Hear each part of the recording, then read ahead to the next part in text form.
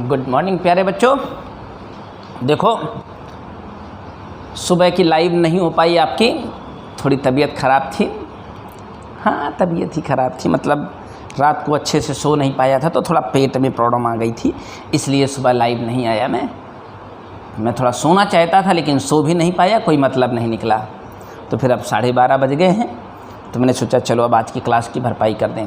तो कल उम्मीद करता हूँ मीटर भी अपने बच्चों को बहुत अच्छे से कल क्लियर हो गया था। हमारे सीबीएसई को भी साथ पैरेलल चल रही है क्लास, सीबीएसई 12th और यूपी बोर्ड 12th हमारा दोनों साथ साथ, मतलब लगभग पैरेलल चल रहे हैं। शाम को 12th चलता है सीबीएसई 12th और सुबह हमारा यूपी बोर्ड 12th, और दोनों की क्लास बिल्कुल पैरेलल चल रही है। इवन मैथ्स, इवन फिजिक्स, शायद केमिस्ट्री में पैरेलल चल रही हो, मुझे आइडिया नहीं है, लेकिन फिजिक्स और मैथ में तो बिल्कुल कदम से कदम मिला करके दोनों बच्चे हमारे चल रहे हैं, सीबीएसई के भी यूपी बोर्ड के भी बच्चे। तो कल दोनों ही कॉन्सिडेंसली कल दोनों को सुबह पहले हिंदी मीडियम के बच्चों को मीटर बेच पढ़ाया, शाम को इंग्लिश मीडियम को मीटर बेच पढ़ाया। तो अब मामला ये है कि अभी शाम को 12th की क्लास होनी है, बल्कि तो हमने सोचा कि क्यों ना एक काम कर लें, आज की जो पोटेंशियोमीटर की क्लास है, एक यूनिक टॉपिक होता है। मैं आपको थोड़ा सा 2 मिनट वर्बरेट कर दूं। Potentiometer is the unique topic, मतलब एक ऐसा टॉपिक है जिसके आप क्या न्यूमेरिकल, क्या थ्योरी, अगर आप यूपी बोर्ड में हैं या सीबीएसई में, सीबीएसई के बच्चों को आपको पता ही है एसएल अरोरा लगा रहा हूँ, और यूपी बोर्ड के बच्चों को पोटेंशियोमीटर लगा रहा हूँ, वो क्या कहते हैं, अपनी कुमार मित्तल लगा रहा हूँ। तो मामला ये है कि दोनों में बिल्कुल टक्कर का मामला होता है, कोई कमज़ोर किताब नहीं है, सबके लिए अपनी अपनी किताबें, दोनों ही अच्छी किताबें हैं। एसएल अरोरा भी बहुत अच्छी है और कंपनी कुमार मित्तल भी बहुत अच्छी है। तो न्यूमेरिकल वर्जन का थोड़ा सा डिफरेंस आता है, बाकी कंसेप्ट वही होती है। तो आज क्या करूँगा, मैं ये पोटेंशियोमीटर की थ्योरी को पढ़ा करके एक बढ़िया सा न्यूमेरिकल कंटेंट मैं तुम्हें प्रोवाइड कराऊंगा, देखिएगा कितनी मज़ा आएगी। और एक और बात बताऊं, जो पोटेंशियोमीटर है ना, अपनी किताब में पढ़ोगे तो 3 पेज में लिखा है, एकदम तुम्हारे सेंटर में नहीं आएगा, वो एकदम अजीबोगरीब घटिया सी चीज़ है, वो सेंटर में बैठेगा नहीं, ये जान लेना। लेकिन अगर हमारी कंसेप्ट को, तुम्हें हमेशा तुमको पता है फिजिक्स हमारे साथ जब तुम पढ़ते हो तो एकदम ओपन माइंड होकर के पढ़ा करो। जब आप माइंड सेट करके बैठे हो तो कोई परेशानी कभी आएगी नहीं कि आपको फिजिक्स समझ ना आए। और अच्छी फिजिक्स आपको, इस करंट के चैप्टर का समापन हो रहा है, एक निवेदन है सभी बच्चों से कि अब आगे आने वाले समय में अभी कम से कम 2.5-3 महीने का खेल है कि अभी ये क्लास खुले और आप यहाँ आएँ, ये कम से कम 2.5 से 3 महीने का खेल है। और इतना समय आप हमें और दे रहे हो तो मैं सिलेबस को ले डूबूँगा, समझ रहे हैं, हम भी डूब जाएंगे, सिलेबस को ले भी डूबेंगे। तो कहीं ना कहीं एक काम अगर मैं कर रहा हूँ, और आपको तो पता है अगर पूरे भारत में अगर कोई सिस्टमेटिक काम कर रहा होगा और इतनी तेज़ी से कोई कार्य कर रहा हो, लाइव आकर के रोज़ पढ़ाना, और सिलेबस इतनी गति से किसी का बढ़ रहा है, तो पूरे भारत में हम अकेले हैं जो इतनी तेज़ी से सिलेबस को आगे प्रोसेस कर रहे हैं और तेज़ी से सिलेबस आपको पढ़ा रहे हैं। और 2 महीने हम कह रहे हैं हमें और दे दो, एक और अगर आपको यकीन ना आता हो तो एक क्वेश्चन की प्रैक्टिस, जैसे देखिए मैं करा रहा हूँ वो मैं जानता हूँ, लेकिन जो कर रहे हैं वो भी जानते हैं। तो जो बच्चा कर रहा है उसे अच्छे से पता है कि मैं कंटेंट कैसा दे रहा हूँ और क्या दे रहा हूँ, प्रैक्टिस आपकी कैसे हो रही है। मैं दुनिया को नहीं पढ़ा रहा हूँ, लेकिन मैं आपको पढ़ा रहा हूँ तो इतना ज़रूर है कि मैं आपको एक क्वेश्चन कंटेंट भी प्रोवाइड करा रहा हूँ। जितने सवाल आपके पास हैं, आपकी प्रॉब्लम सुनना, आपकी प्रॉब्लम कराना, ये भी हमारी रिस्पॉन्सिबिलिटी है। तो अगर आपके पास नेटवर्क भर प्रॉपरली आ रहा है तो यकीन जानिए आपको कभी परेशानी का सामना नहीं करना पड़ेगा। बस नेटवर्क नहीं है तो भाई परेशानी है, या नेटवर्क है और सब कुछ है लेकिन आप नहीं हैं, ये भी बेकार है। आप टाइम से क्लास में नहीं है तो कोई पढ़ने का कोई मतलब ही नहीं है कि नेटवर्क आता हो, सारी व्यवस्था हो, घर वालों ने पैसा भी दिया हो, लेकिन आप पढ़ते ना हो तो वो भी वर्थलेस है।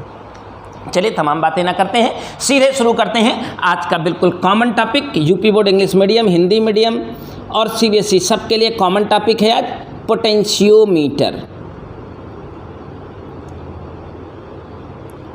पोटेंशियोमीटर, अब एसआई हो या टीआई हो, पोटेंशियोमीटर। देखिए नाम से ही पता चल गया है, आप अपनी एनसीईआरटी, एसएल अरोरा, कुमार मित्तल, मैं तीनों किताबों को चैलेंज करता हूँ। इस टॉपिक को अगर आप पढ़ने जाओगे तो 3 पेज में इसका डिस्क्रिप्शन लिखा गया है, कंस्ट्रक्शन, वर्किंग, निपोरा, लहसुन, क्या क्या बनाया है दोस्त। मैं आज तक नहीं समझ पाया कि आखिरकार उसने 3 पेज में इस चैप्टर को, इस टॉपिक, सुंदर से टॉपिक को क्यों बर्बाद किया है। नाम ही इसका पोटेंशियोमीटर। ये पोटेंशियल को मीटर करने के काम आता है, पोटेंशियल को मेज़र करने के काम आता है, इसलिए इसका नाम टॉपिक का दे दिया गया पोटेंशियोमीटर। तो सबसे पहले हम हमेशा की तरह बताते हैं पोटेंशियोमीटर का डिज़ाइन क्या होता है। पोटेंशियोमीटर एकदम पहला स्टेटमेंट लिख देना, potentiometer is a very simple and sensitive device. Potentiometer is a very simple and sensitive device. आपसे कोई कहता है पोटेंशियोमीटर क्या होता है, तो बताइए गुरुजी पोटेंशियोमीटर एक बहुत सिंपल और सेंसिटिव डिवाइस है। हिंदी और अंग्रेजी में आई थिंक हमारी फिजिक्स और मैथ का कोई चक्कर कभी होता नहीं है, चाहे आप हिंदी पढ़ लो चाहे अंग्रेजी पढ़ लो, मीडियम का फ़र्क हमारी फिजिक्स और मैथ में नहीं आता है। पोटेंशियोमीटर एक सिंपल और सेंसिटिव डिवाइस है which have a long wire name AB of length 1 to 10 meter.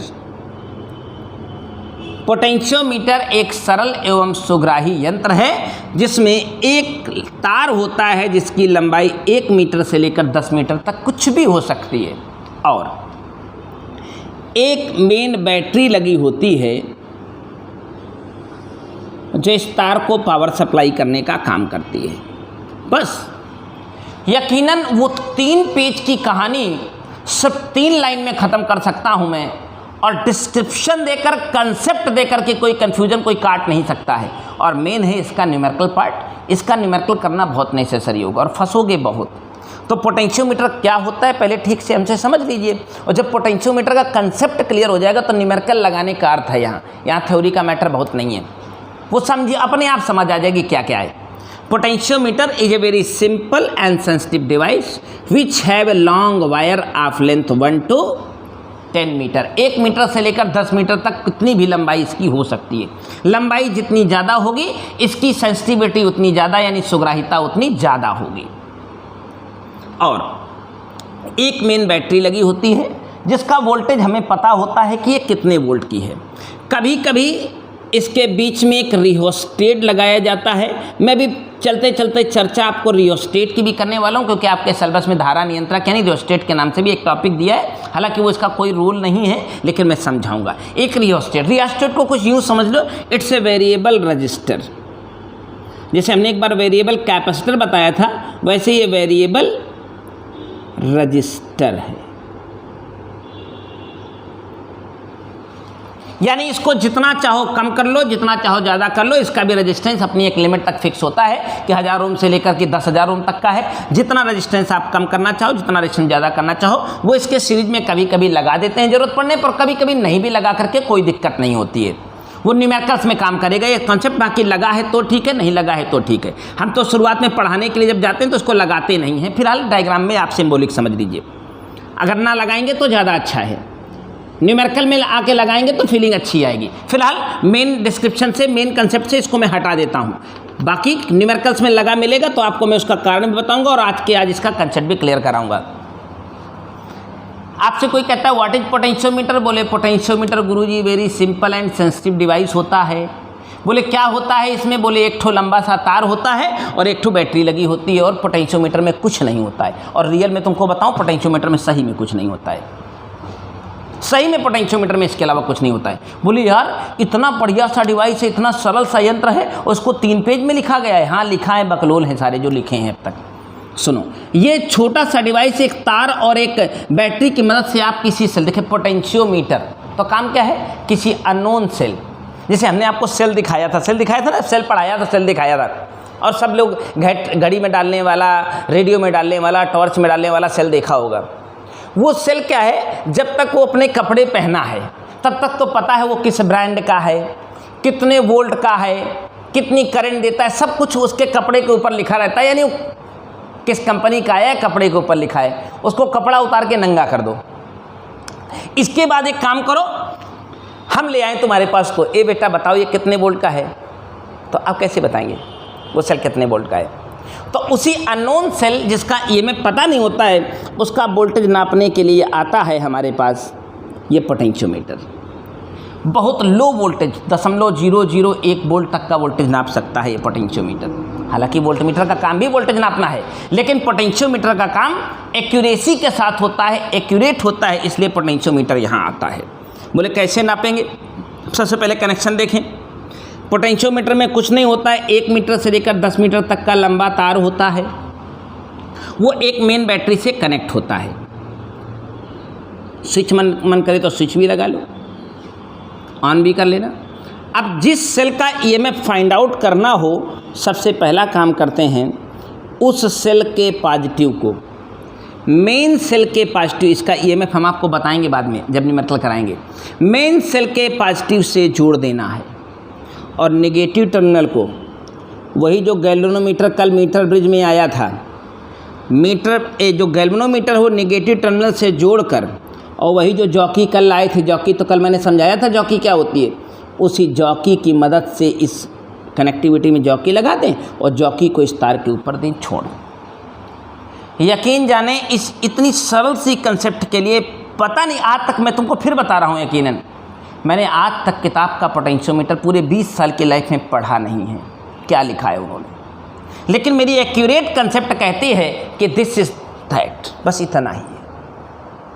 Potentiometer 1 meter से लेकर 10 मीटर तक का लंबा एक तार होता है, उसमें एक मेन सेल लगा होता है जिसका ईएमएफ हमें पता होता है ये कितने वोल्ट का है, ये कितने वोल्ट का है। मान लो आपका जो सेल मेन सेल लगा है वो 2 वोल्ट का, एक एग्जाम्पल के तौर पर जो पोटेंशियोमीटर का वायर है मान लीजिए 10 मीटर लंबा है, कितना लंबा है, मान लीजिए 10 मीटर लंबा है, 8 मीटर लंबा है, 6 मीटर लंबा है, 3 मीटर लंबा है। जितना ज़्यादा लंबा होगा एक्यूरेसी उतनी ज़्यादा होगी। कई बार पूछा जाता है पोटेंशियोमीटर के वायर की ज़्यादा लंबाई क्यों रखी जाती है, ज़्यादा एक्यूरेसी या ज़्यादा सेंसिटिविटी के पॉइंट ऑफ व्यू से, करेक्ट है।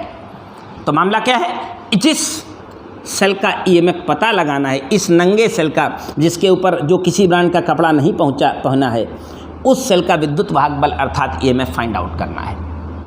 अब इसको पता करने के लिए आपके पास मैं आपको पोटेंशियोमीटर दे देता हूं, आपको गैल्वेनोमीटर देता हूं, आपको जॉकी देता हूं, आपको स्विच देता हूं। पोटेंशियोमीटर तो ये बना बनाया मिलेगा, ये सेल आपको देता हूं, कहता हूं जाइए भाई साहब एक काम करिए, इस सेल का ईएमएफ पता लगा के बताइए।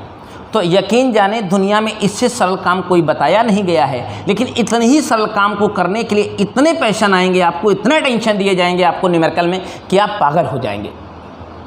और मैं फिर कहता हूं, मैं दावा करता हूं पूरी दुनिया में 2-4 शिक्षक होंगे जो पोटेंशियोमीटर के न्यूमेरिकल पर अपनी उंगली करते हैं, हाथ डालते हैं, नहीं तो सबका न्यूमेरिकल का कंसेप्ट ही क्लियर नहीं है पोटेंशियोमीटर का। चलो सुनो, सबसे पहला काम क्या होगा, आप इस सेल की कनेक्शन जोड़ लिए हैं, ये बैटरी सेल के साथ जुड़ी मिलेगी, कोई दिक्कत नहीं है। जिसका ईएमएफ चाहिए उसके पॉजिटिव को पॉजिटिव से कनेक्ट करें, नेगेटिव को गैल्वेनोमीटर की हेल्प से जॉकी ले आकर के यहाँ छोड़ दें। बस आपको करना क्या है, ये स्विच ऑन करना है। स्विच ऑन करते ही देखेंगे गैल्वेनोमीटर दाएं बाएं भाग गया होगा। भागने के बाद आपको केवल एक काम करना है, जॉकी पकड़ना है, इसको दाएं बाएं खिसका करके इसको जीरो की पोजीशन पर ले आना है। अगर मान लो इधर भागा है और इधर भागा, ये जॉकी को इधर भगाने से वापस जीरो पर आना चाहता है तो आप इधर जाइए, और मान लो इधर भागा हुआ है और आपके इधर जाने से या इधर आने से वो उल्टा भाग रहा है, जीरो पर नहीं आ रहा है तो आप उल्टा जाइए। कुल मिला के बहस का मुद्दा नहीं है, जॉकी को दाएं बाएं खिसका के देख लीजिए ये घड़ी जीरो हो रही है कि नहीं, जीरो डिफ्लेक्शन पर आ रही है कि नहीं। जीरो डिफ्लेक्शन पर आने का मतलब साफ है, पैरेलल में वोल्टेज सेम होता है। तो सबसे पहले यहाँ एक बहुत महत्वपूर्ण चीज़ बता रहा हूँ, आपको निकालना है potential gradient. Potential gradient, potential gradient, विभव प्रवणता, विभव प्रवणता। पोटेंशियल ग्रेडियंट हम आपको इलेक्ट्रोस्टैटिक के चैप्टर में बता चुके हैं, किसी तार के आर से पार तक लगाया गया वोल्टेज और उस तार की लेंथ। अब इस तार की लेंथ को अभी फ़िलहाल मैंने डिजिटल, जब तक मैं थ्योरी पढ़ा रहा हूँ तब तक मैंने एल लिया है, इस सेल का ईएमएफ 2 ई लिया है, तो इस सेल का ईएमएफ अगर मैंने ई लिया है तो ई बाई कैपिटल एल। हमेशा किसी भी तार की, इस तार की जो पोटेंशियल ग्रेडियंट आएगी बहुत सरलता से आ जाएगी। इस तार के अक्रॉस लगाए गए वोल्टेज को तार की लंबाई से डिवाइड कर दीजिए, पोटेंशियल ग्रेडियंट आ जाएगा। उसी को हिंदी में विभव प्रवणता कहते हैं। बस पोटेंशियल ग्रेडियंट आने भर की देरी है, जब कभी आपको इस अननोन सेल का ईएमएफ E1 चाहिए हो, इस सेल का ईएमएफ चाहिए हो, तो केवल आज से केवल एक ही चीज़ को दिमाग में रखिए, पोटेंशियल ग्रेडियंट को इस लेंथ से, जो आपकी जीरो डिफ्लेक्शन वाली लेंथ है, इससे आप सिर्फ मल्टीप्लाई करेंगे और आपके हाथ में अभी के अभी इसी वक्त इस अननोन सेल का ईएमएफ मिल जाए। प्रैक्टिकल करके दिखा दूं। देखिए आपका मेन सेल जो था वो कितने वोल्ट का था, 2 वोल्ट का। आपके पोटेंशियोमीटर के तार की लंबाई कितनी थी, 10 मीटर माना है मैंने। अब ऐसे न्यूमेरिकल होंगे और क्या होंगे। तो आप सबसे पहले अगर इसका पीजी निकालते तो मेन सेल का टोटल वोल्टेज अपान तार की टोटल लंबाई डिवाइड कर देता तो कैलकुलेट होके आ जाता 0.2 वोल्ट पर मीटर। पोटेंशियल ग्रेडियंट निकाल गए। और ग्रेडियंट निकालने के बाद जब आप ये झूला झुलाए होते, ये जौकी लगाए होते, तो उस 10 से कहीं कम पर, मान लो 4 मीटर पर, कितने पर, 4 मीटर पर ये जीरो डिफ्लेक्शन हमें मिल गया है। तो इस अननोन सेल का जो ईएमएफ है, अगर आप E1 का मान निकालना चाहते हैं तो मैंने बताया PG × L। तो PG तो मैं निकालूंगा ऊपर की बैटरी और तार की लंबाई से, जो कि 0.2 वोल्ट पर मीटर, देखिए यूनिट से पता चला है वोल्ट पर मीटर आया हुआ है, इनटू जहाँ पर इसने जीरो डिफ्लेक्शन दिया है उस लंबाई से मल्टीप्लाई कर दीजिए। तुमको पता है लंबाई कट जाएगी तो वोल्ट भर तो बचेगा, यानी इस अननोन सेल का वोल्टेज 0.8 वोल्ट है। देखिए पोटेंशियोमीटर की ज़रूरत क्यों आ पड़ी, क्योंकि वोल्टमीटर की अपनी लिमिट होती है 2, 5, 10 वोल्ट के बाद वो ज़्यादा नाप नहीं पाता है। लेकिन पोटेंशियोमीटर क्या करता है, पॉइंट्स के वोल्टेज को भी बिल्कुल एक्यूरेसी के साथ नापता है। बस इसका एक ही काम है दोस्त, किसी अननोन सेल का पोटेंशियल मेजर करना। कैसे मेजर करेगा, उम्मीद करता हूँ बड़ी आसानी से समझ गए हों, क्योंकि बहुत कम शब्दों में, बहुत आसान शब्दों में हमने इसको रखने की कोशिश की है और कोई थ्योरी नहीं है। बाकी हमारी जिम्मेदारी है कि अगर आपका ज़िंदगी में कोई न्यूमेरिकल फंस जाए और इस थ्योरी के बाहर जाए। यहाँ एक और चीज़ मामला है, थोड़ा सा छोटा सा मसला है, इसमें एक कमाल की और चीज़ होती है। यही पोटेंशियोमीटर इस सेल का जो छोटू नहीं रहता, वो कई महीने का हो गया, अल्ट्रासाउंड भी कर लेता है। ये जो पोटेंशियोमीटर है 2 काम कर लेता है। एक तो छोटू की मम्मी का वोल्टेज नाप के तुमको बता देता है कितना है, और दूसरा छोटू का अल्ट्रासाउंड करके बता सकता है एग्जैक्टली वो कितने महीने कितने दिन का हुआ है। रियली तो ये छोटू के बारे में भी सटीक इन्फॉर्मेशन निकाल सकता है। और कहो तो निकाल के दिखाऊं। सुनो करना क्या होगा, मैं प्रैक्टिकल को फिर से डाइवर्ट करता हूँ, इस स्टोरी को यहाँ से हटा देता हूँ। ये पहली वाली जो स्टोरी थी ये क्या करने के लिए थी, किसी भी अननोन सेल का ईएमएफ फाइंड करने के लिए। अब जो नई स्टोरी शुरू हो रही वो क्या करने के लिए शुरू हो रही है, इस सेल का जो ईएमएफ है, जो आपका अननोन सेल था, ईएमएफ नापने का तरीका आपको समझ में आ गया। एक और नई चीज़, नई व्यवस्था बता रहा हूँ, वो इस सेल का स्मॉल आर भी मेजर कर सकता है। ये ताकतवर टॉपिक है ये, और ये कंसेप्ट है, ज़रा देखिएगा। करना कुछ नहीं है, आपको सबसे पहले उस सेल को ऐसे, जैसे आपका सेल आया था, ये सेल जिसका अननोन ईएमएफ E1 था, इंटरनल रेजिस्टेंस स्मॉल r था, तो वही जीरो डिफ्लेक्शन करने का प्रयास करना है। स्विच ऑन करके इसको दाएं बाएं घुमा करके नॉर्मल जीरो डिफ्लेक्शन यहाँ ले लेना है, जो किसी लंबाई L1 होगी। फिर क्या करना है, एक रजिस्टेंस लाना है आपको, नॉन रजिस्टेंस, यानी 10 ओम, 25 ओम, 50 ओम का लैब में मांग लेना है। जितने का दिल करे वो एक नॉन रजिस्टेंस लाइए, जो आपको पता है कि कितने ओम का है। मान लो 50 ओम का है, 20 ओम का है, 30 ओम का है, 40 ओम का है, 100 ओम का है, डजंट मैटर। कैपिटल R एक जो नॉन रजिस्टेंस है उसको लाइए और इसको शॉर्ट कर दीजिए, इसे आर पार ऐसे लगा दीजिए। जैसे आप इस कैपिटल R को लगाएंगे, आप देखेंगे जो गैल्वेनोमीटर पहले जीरो था, बिना लगे होने पर कहीं ना कहीं जीरो था ना, आप देखेंगे कि इमीडिएटली कुछ सेकंड्स में ये गैल्वेनोमीटर क्या करेगा, जैसे ही आप इसको शॉर्ट करोगे ये गैल्वेनोमीटर दाएं बाएं भाग जाएगा। क्यों भागा, पहले मैं बताता हूँ तुमको। हुआ क्या था एग्जैक्टली, पहले गैल्वेनोमीटर जीरो कब होगा, आपके इधर उधर चलाने से हुआ क्या था, इस मेन बैटरी से आने वाली टोटल करंट और इस बैटरी से जाने वाली इधर से करंट, ये दोनों बराबर और विपरीत हो गई थी। जो यहाँ से इधर आ रही थी इधर, और जो इससे निकल के जा रही थी, वो इक्वल हो गई थी। तो ये जीरो डिफ्लेक्शन ले गया था पक्का।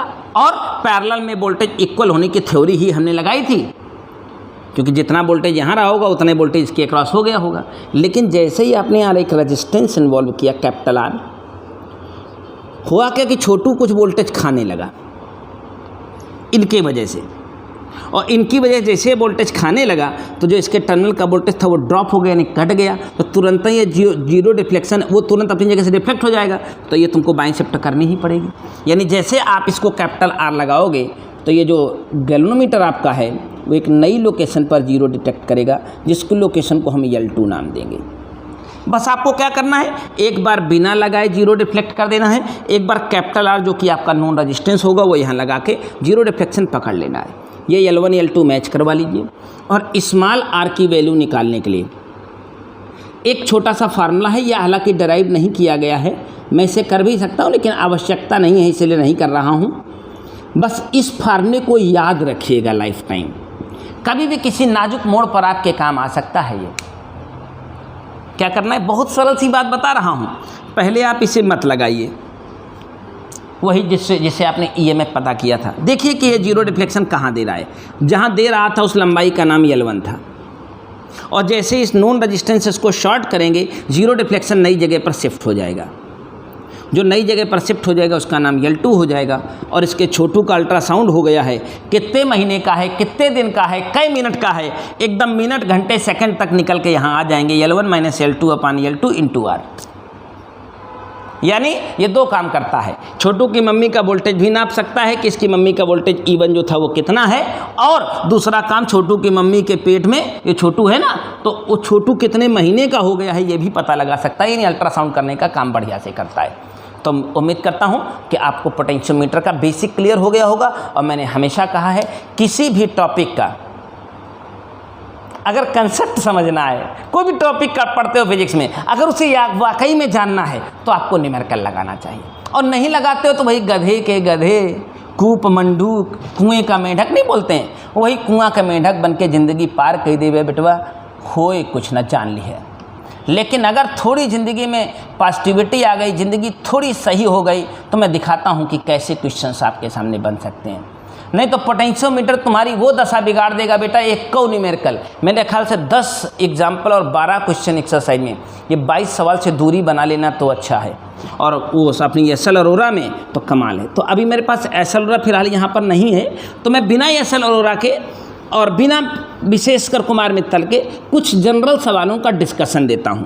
अगर वो 5-6 सवाल आपकी समझ में आ जाते हैं तो यकीन जाने पूरी ज़िंदगी ताउम्र कभी आपको पोटेंशियोमीटर परेशान नहीं करेगा, और बशर्ते आप इसे लगाएं। जब लगाएंगे तो बहुत आगे चले जाएंगे। चलिए पढ़ता हूं पहला सवाल। पोटेंशियोमीटर का पहला सवाल है 43 नंबर एग्जाम्पल। कह रहा है संलग्न चित्र में विभव मापी का एक तार AB। अब आप इंग्लिश मीडियम में हैं तो ऐसे समझ लें, इन द गिवन एडजाइन फिगर। मैं हिंदी को अंग्रेजी, अंग्रेजी को हिंदी बहुत अच्छे से ट्रांसलेट कर सकता हूँ। कह रहा है संलग्न चित्र, तो संलग्न चित्र यानी पहले से चित्र एक बना होगा, उस चित्र को मैं यहाँ से देख पा रहा हूँ। ये चित्र हमारे सामने यहाँ बना हुआ है।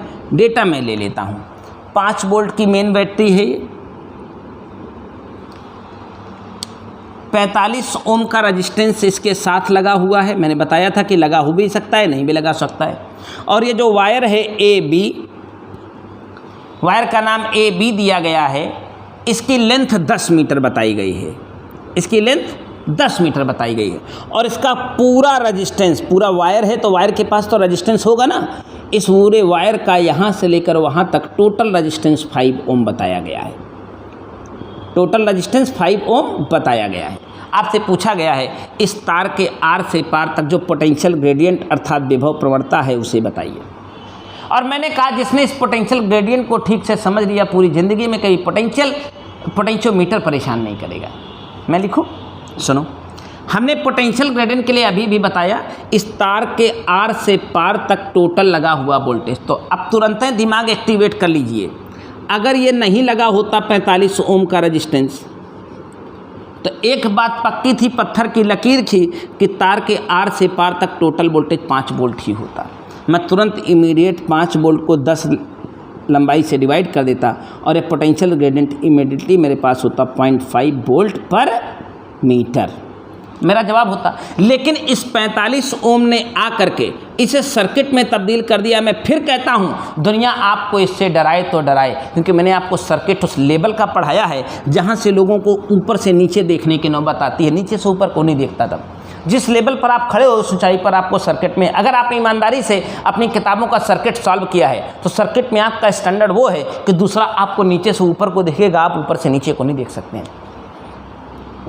आपको पता है कि अब तार के आर से पार तक जो वोल्टेज इफेक्टिव वोल्टेज होगा उसमें से बड़े भाई बहुत वोल्टेज खा लिए होंगे। तो सबसे पहले ये वोल्टेज कितना खाए हैं ये पता करने के लिए एक ही चीज़ केवल मेरे पास है, सर्किट की करंट निकालना। और अगर सर्किट की करंट निकालनी हो तो नेट वोल्टेज अपन नेट रेजिस्टेंस का बहुत महान कंसेप्ट लगातार बताया है। 45 के साथ 5 ओम की सीरीज है, 1/10 एम्पियर करंट। 1/10 एम्पियर करंट इस भाई साहब के पेट से पास होगी तो भाई साहब काफ़ी सारा वोल्टेज खा लेंगे। V बराबर IR यानी 4.5 वोल्ट। अब आप मुझे स्वयं से बताइए कि तार मेरा जो AB था उसके अक्रॉस जो इफेक्टिव वोल्टेज है वो 5 है कि 0.5 है। तो आप बोलेंगे गुरुजी बहुत सरल बात आपने बता दी है, 4.5 वोल्ट बड़े भाई साहब खा गए हैं। तो जो इफेक्टिव वोल्टेज है तार के आर से पार तक वो 5 नहीं है बल्कि 0.5 वोल्ट बचा है। अपान तार की पूरी लंबाई तो आज भी 10 है। तो लीजिए आपके पहले सवाल का जवाब आ गया है। पोटेंशियल ग्रेडियंट आपको चाहिए था 0.05 वोल्ट पर मीटर।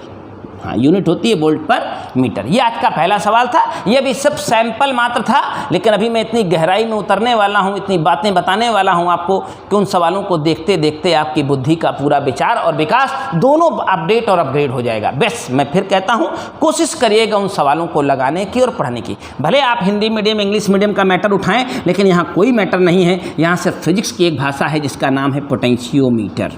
मैं शुरू करता हूं इस पोटेंशियोमीटर के अगले टॉपिक को बढ़ते हुए आप तक पहुंचने की कोशिश करूंगा। विभव मापी के तार की लंबाई, देखो अंग्रेजी में पढ़ूंगा तो लेंथ ऑफ पोटेंशियोमीटर वायर। जितना पढ़ने लाइन में, अब देखो होता क्या है कि पोटेंशियोमीटर के जो क्वेश्चंस होते हैं वो इतने बड़े बड़े लिखे होते हैं, आप उसकी लैंग्वेज को समझने की कैपेबिलिटी ही नहीं रखते हैं तो आप उसे लगाएंगे क्या खाक। तो आज मेरे से 4-5 सवाल की ट्रेनिंग लीजिए, अपने अपने एग्जाम्पल लगाइए। एक दिन का टाइम आपको दे दूंगा, कल का संडे है। अगर आप कल अपना समय निकाल करके संडे के दिन जैसे केमिस्ट्री का टेस्ट दे लीजिएगा, संडे के दिन का टाइम निकाल करके अगर पोटेंशियोमीटर की एक्सरसाइज भी करते हो तो कल शाम रात तक आपको पोटेंशियोमीटर समाप्त करके करने का वचन देता हूँ। इसमें आपकी भी भूमिका होनी चाहिए। फिर मंडे से सीधे मैग्नेटिक इफेक्ट ऑफ करंट शुरू किया जाए। मैं नहीं चाहता हूँ कि मैग्नेट में कोई और देरी की जाए, मंडे को ट्यूसडे में कन्वर्ट किया जाए। हम चाहते हैं कि आपका सहयोग मिले तो इस काम को कर लें। चलिए, कहता है एक पोटेंशियोमीटर के तार की लंबाई 10 मीटर है। पोटेंशियोमीटर का एक तार है जिसकी लंबाई 10 मीटर। जो पढ़ें वो बनाएं। A potentiometer have a length a wire length 10 meter. तार में स्थिर धारा प्रवाहित करके स्लाइडिंग जॉकी को 1.018 वोल्ट के प्रमाणिक सेल से जोड़ने पर अविच्छेद बिंदु 850 सेंटीमीटर दूरी पर मिला। सुनो, देखो पोटेंशियोमीटर कभी अकेला तार नहीं होता है।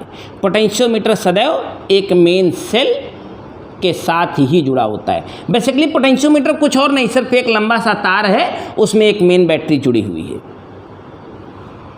तो उन्होंने कहा कि इस तार को, जो कि 10 मीटर लंबा पोटेंशियोमीटर का वायर था, नाम ए बी दे देता हूँ मैं, इसको एक अननोन, पहले जो पहले अननोन होता था आज वो नोन हो गया है, वो 1.018 वोल्ट का, जो कल तक अननोन होता था आज वो नोन हो गया है।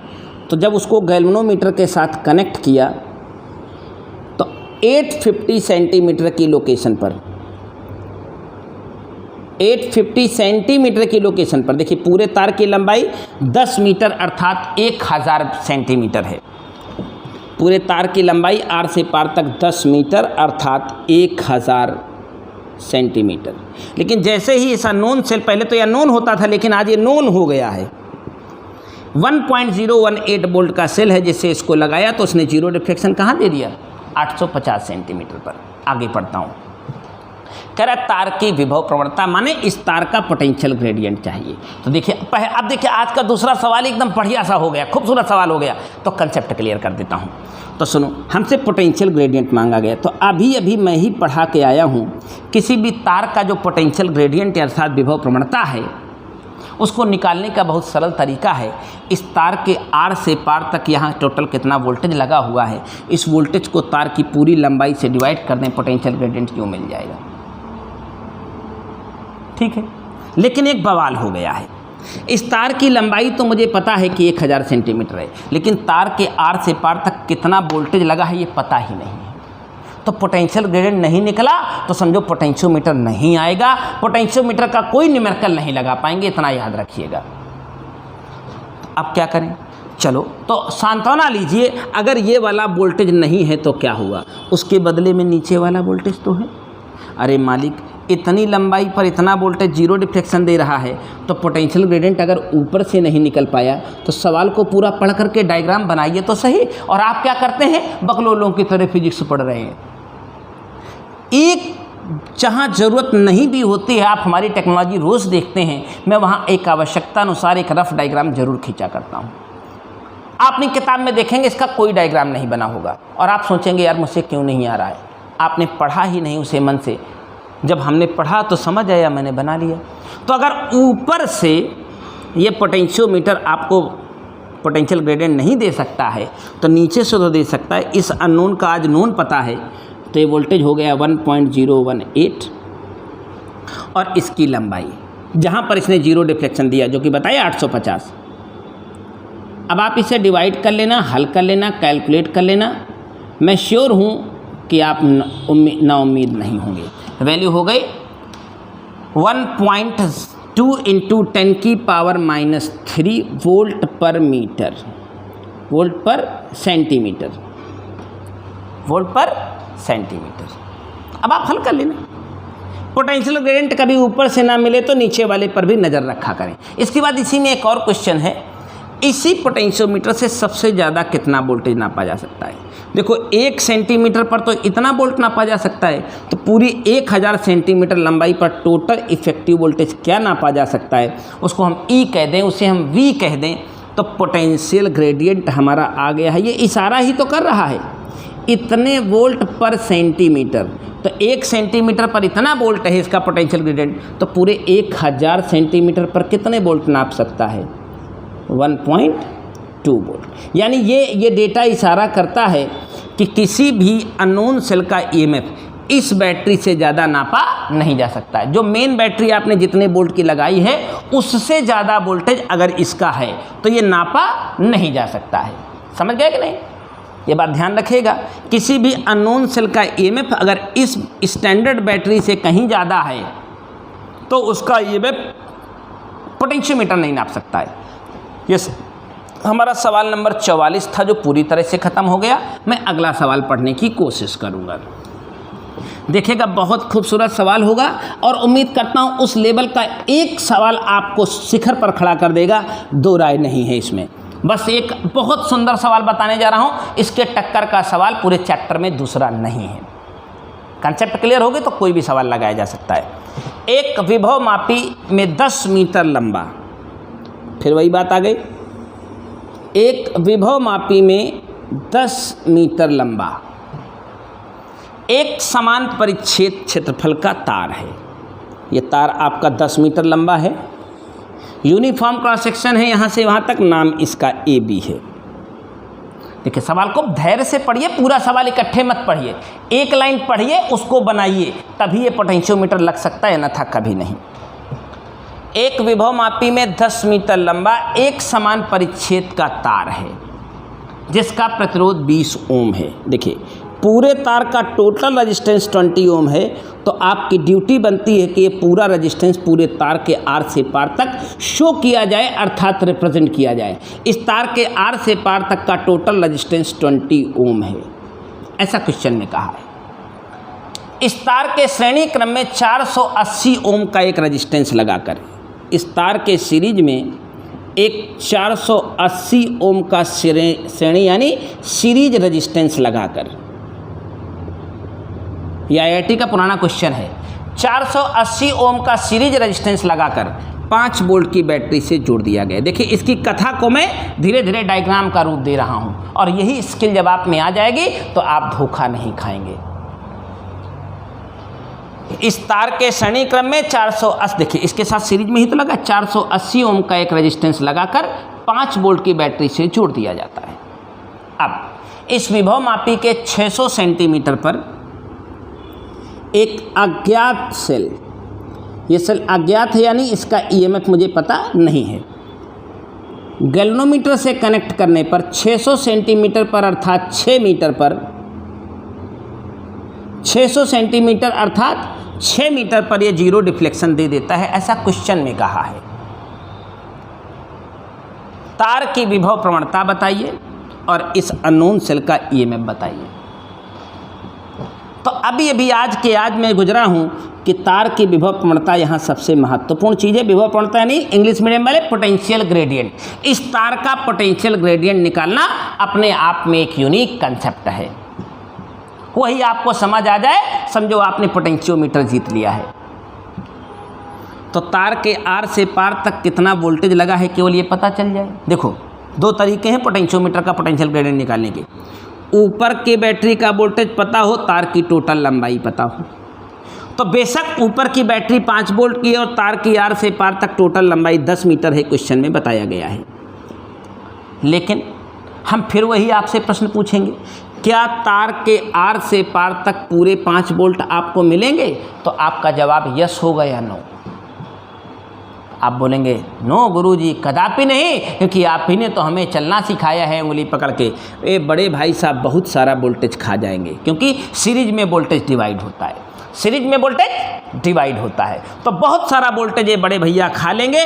5 वोल्ट का ज़्यादातर हिस्सा तो यही खा जाएंगे। अगर पता लगाना हो ये कितना खा जाएंगे, तो यह सर्किट नीचे नीचे आपका इंतज़ार कर रहा है, इधर वाले से कोई लेना देना नहीं आपका। तो सबकी सर्किट की करंट ही तय करती है कि भाई साहब ये कितना वोल्टेज खाए हैं। करंट पता करने के लिए सर्किट का नेट वोल्टेज अपान नेट रेजिस्टेंस, 480 के साथ ये तार पूरा 20 ओम का था, 20 की सीरीज है नहीं 500। आप बात करेंगे तो 1/100 एम्पियर करंट यहाँ से होकर के गुजरने लगेगी। हम आपसे कहेंगे भाई साहब ये कितना वोल्ट खा लेंगे, तो V बराबर IR मल्टीप्लाई कर देंगे 4.8 वोल्ट। ये भैया कितना खा लेंगे, तो हम बताएंगे 4.8 वोल्ट। हम आपसे कहेंगे आर से पार तक टोटल कितना वोल्टेज एग्जिस्ट कर रहा है, तो बताएंगे गुरुजी मज़ा आ गया, 0.2 वोल्ट बचा है। आर से पार तक कितना टोटल वोल्टेज लगा था, 5 वोल्ट, लेकिन आर से पार तक हमारे काम में कितना आ रहा है, 0.2 वोल्ट। क्यों? क्योंकि बड़े भाई साहब बहुत सारा वोल्टेज खा गए। और इसकी थ्योरी तो मैंने लाखों सवाल लगा के आपके सामने से गुजरा हूँ। वोल्टेज अपान रजिस्टेंस, सॉरी लेंथ, यहाँ से यहाँ तक कि आर पार तक जो वोल्टेज था 0.2 वोल्ट, लेंथ है 10 वोल्ट, 10 मीटर। तो आपको सबसे पहला जवाब मिल गया है वोल्ट पर मीटर। अपेक्षाकृत आराम से मैं बहुत स्लो मोड में इसे पढ़ा रहा हूँ, आप इसे कैप्चर करेंगे। आगे का एक क्वेश्चन इसी में है, अज्ञात सेल का विद्युत भागबल। तो इसको निकालना तो बादल का खेल है दोस्त, अब आपको आ गया होगा। हमने बताया अभी कि इसको निकालना बच्चों का खेल है। E1 = PG × L करते क्यों नहीं? तो पिजिया तो निकाले न बैठे भैया। L बोले तो कहाँ जीरो डिफ्लेक्शन दिया था, 6 मीटर पर दिया था। उम्मीद करता हूँ ये छोटा सा सवाल लेकिन बहुत महत्वपूर्ण सवाल आपके भेजे तक सेंटर में अच्छे से बैठ गया होगा। एसएलआर वाले बच्चे इस क्वेश्चन को देखेंगे, एक एग्जाम्पल में IIT पुराना सवाल है ऐसा करके मेंशन किया गया होगा। अब इसके टक्कर के अलावा दूसरा सवाल अब इसके जैसा नहीं मिलेगा। चलिए एक और सवाल बता देता हूँ। पोटेंशियोमीटर का एक तीसरा काम होता है। पोटेंशियोमीटर का पहला काम होता है किसी अननोन सेल का ईएमएफ पता करना। पोटेंशियोमीटर का एक और दूसरा काम है पोटेंशियोमीटर का इंटरनल रेजिस्टेंस पता, वोल्टेज का सेल का इंटरनल रेजिस्टेंस पता लगा लेना। एक तीसरा काम है 2 सेलों का विद्युत भागबल कंपेयर कर सकता है। ये 2 सेलों का जो अननोन सेल है उनका ईएमएफ कंपेयर कर सकता है। उसी का एक न्यूमेरिकल आपके सामने रख रहा हूँ। कराए एक विभव मापी। अब देखिए इंग्लिश मीडियम वाले हैरान ना हो, एक विभव मापी के दोनों सिरों पर निश्चित विभवांतर है। तो आपसे कोई कहता है विभव मापी क्या होती है, पोटेंशियोमीटर क्या होता है, तो बोले गुरुजी यह एकदम सरल एवं सुग्राही यंत्र होता है जिसके आर से पार तक एक लंबा सा तार और उसमें एक मेन बैटरी लगी होती है। देखिए आपसे कोई नॉर्मल बात करे कि पोटेंशियोमीटर क्या होता है तो बताएं गुरुजी यह अत्यंत सरल एवं सुग्राही यानी very simple and sensitive device होता है जिसमें एक लंबा सा तार होता है और उसके आर पार एक बैटरी लगी होती है। मतलब भैया लगी है, लगी पढ़ो। एक विभव मापी के दोनों सिरों पर एक निश्चित विभवांतर है। 2 सेल श्रेणी क्रम में इस प्रकार जोड़े जाते हैं जब वह परस्पर एक दूसरे की सहायता करते हैं, यानी एक का नाम E1 और एक का नाम E2। जब वह परस्पर एक दूसरे की सहायता करते हैं तो पहली बार जीरो डिफ्लेक्शन 120 सेंटीमीटर पर मिलता है। वो गैल्वेनोमीटर का जो जीरो डिफ्लेक्शन है वो 120 सेंटीमीटर पर मिलता है, ऐसा क्वेश्चन में बताया। फिर कहता है जब वह एक दूसरे का विरोध करते हैं, नया सिचुएशन है, नई सीन है, नया सीजन है, जब ये दोनों सेल एक दूसरे का विरोध करेंगे तो उल्टे जुड़ेंगे। सीधे जुड़ने का मतलब प्लस माइनस, उल्टे जुड़ने का मतलब प्लस माइनस प्लस। जब एक दूसरे का विरोध करते हैं तो जीरो डिफ्लेक्शन कहाँ मिलता है? 60 पर। L2 कह दें इसको। बोला दोनों सेलों का विद्युत वाहक बल कंपेयर करिए। देखो इस तार की लंबाई नहीं दी गई तो इस तार की लंबाई को हम L मानेंगे। इस सेल का जो मेन सेल है उसका EMF नहीं दिया गया तो इसको हम E मानेंगे, क्योंकि ज़िंदगी बिना पोटेंशियल ग्रेडियंट के नहीं चलेगी पोटेंशियोमीटर लगाने में। तो पोटेंशियल ग्रेडियंट वर्चुअल ही सही लेकिन निकालना तो पड़ेगा दोस्त। तो इसका पोटेंशियल ग्रेडियंट हो जाएगा E/L। हमें नहीं पता था इस सेल का कितना EMF है, मैंने E मान लिया। हमें नहीं पता था पोटेंशियोमीटर के वायर की लेंथ कितनी है, मैंने L मान लिया। तो पोटेंशियल ग्रेडियंट कितना निकल गया? E/L। अब अगर ये दोनों सेल एक दूसरे की सहायता करते तो इनका total voltage E1 plus E2 हो जाता, हेल्प ईच अदर। और E1 प्लस E2 की वैल्यू केवल एक तरीके से निकाली गई है, मैंने पढ़ाया है आज पोटेंशियल ग्रेडियंट को लंबाई से मल्टीप्लाई करते हैं तो इसकी वैल्यू मिल जाती है। इस अननोन सेल में दो सेल लगे हैं तो क्या आज कोई कर्ज निकालवा लिया तुमसे? E1 प्लस E2 बराबर PG इंटू L। L की वैल्यू 120, L की वैल्यू हाँ 0, डिफ्लेक्शन 120 पर मिलता है। जब दोनों विरोध करते हैं यानी इनको हटा करके एक पोलैरिटी उल्टी कर दी, मैंने उसका दोबारा डायग्राम बना दिया है। जब विरोध करते हैं तो उल्टा लगेंगे तो इफेक्टिव EMF कितना हो जाएगा? E1 minus E2। PG तो बैटरी के आर पार वही रहेगा, सेल तार के आर पार, लेकिन जीरो डिफ्लेक्शन कहाँ मिलने लगता है? अरे मालिक जब दोनों जुड़ जाएंगे तो दूर तक डिफ्लेक्शन जाएगा, घट जाएंगे तो वोल्टेज कम हो जाएगा तो डिफ्लेक्शन भी तो नज़दीक आ जाएगा। बस E1 E2 का कंपेयर करना था। जो PG आपने पाया था उसको काट दीजिए, चाहे E/L लिख के काट दीजिए, इसको भी प्यार से काट दीजिए, क्रॉस मल्टीप्लिकेशन कर दीजिए। अब तो कोई भी करेगा। E1 plus E2 is equal to 2E1 minus 2E2। E1 को E1 के साथ बैठा दो, E2 को E2 के साथ ले आओ। अब E1 अपान E2 अगर मैं चाहूँ तो दिस बिकम 3/1। मुझसे पूछा गया था E1 और E2 की वैल्यू का रेशियो बताओ। हमसे कोई कहता है E1 और E2 के मान बताओ तो ज़िंदगी में कभी मान नहीं निकाल पाता, क्योंकि ना मुझे E पता है ना मुझे L पता है, कभी निकलता नहीं, वैल्यू नहीं निकलती, ध्यान रखिएगा। हाँ, केवल E1 E2 का रेशियो निकल सकता था। और आज का आखिरी सवाल आपके हवाले करता हूँ एग्जाम्पल के पॉइंट ऑफ व्यू से। अगर आप इतने सवाल लगाने और समझने में कामयाब रहेंगे तो आज अपना पोटेंशियोमीटर निश्चित तौर से, आज और कल संडे है, केमिस्ट्री के टेस्ट के बाद बैठ जाइएगा इसे लगाने। और रात तक भी अगर 8 बजते भी आपने हमें इसके डाउट भेज दिए तो मैं वादा करता हूँ कि कल शाम तक आपको इसका एक वीडियो दे दूँगा, ताकि मैं परसों को अपने वादे के अनुसार मैग्नेटिक इफेक्ट ऑफ करंट शुरू कर सकूं और ख़त्म भी कर सकूं। चलिए आज का आखिरी सवाल। विभव मापी के एक तार की कुल लंबाई 20 है। एक सेकंड। विभव मापी के एक तार की कुल लंबाई 10 है। इंफॉर्मेशन को पहली लाइन या पहला स्टेप पढ़ो पूर्ण विराम तक और उसका एक डायग्राम बना दो, तभी सफल होगी। विभव मापी यानी पोटेंशियोमीटर के तार की कुल लंबाई 10 है, मैंने बना दी और तुरंत नाम दे दिया करो AB, और इसकी लंबाई कितनी है? 10 मीटर। तार के विभव मापी के तार पर दो सेलों के लिए अविच्छेद बिंदुओं के बीच की दूरी 60 मिलती है। यदि सेलों के विद्युत वाहक बलों का अंतर 0.4 हो तो विभव मापी के तार की विभव प्रवणता और विभव मापी के तार के सिरों के बीच विभव अंतर। क्या बात है, सुनो। हमने बताया था पोटेंशियोमीटर कुछ और नहीं होता है, एक लंबा सा तार और एक बैटरी का सिर्फ कॉम्बिनेशन होता है। यहाँ वाला रेजिस्टेंस अगर दे तो लगाएं, नहीं ज़बरदस्ती अपने मन से झोल झाल ना करें, मन करे तो ना लगाएं, दिया हो तभी लगाएं। नहीं, पोटेंशियोमीटर कुछ और नहीं, एक लंबा सा तार और एक मेन बैटरी का कॉम्पोजिशन होता है। मेन बैटरी का EMF मुझे पता नहीं, मैंने उसका नाम E1 दिया है। अब करा दो सेलों के बीच अविच्छेद बिंदुओं के बीच की दूरी 60 है। मतलब कुछ ऐसी सिनेरियो है, मैं एक अननोन सेल जिसका EMF मुझे पता नहीं था E1 लाया, गैल्वेनोमीटर लगाया तो जीरो डिफ्लेक्शन कहीं पाया, मुझे नहीं पता कि कहाँ पाया, तो कहीं ना कहीं तो पाया हूँगा, मान लो L1 पर पाया हूँगा। पक्का है। फिर क्या हुआ, E1 को हटा करके मैं E2 लाया, कोई दूसरी बैटरी लाया जिसका EMF चेंज था, तो पक्का है बैटरी का EMF बदल गया है, तो इसके जो गैल्वेनोमीटर की लोकेशन है वो तुरंत चेंज हो गई होगी।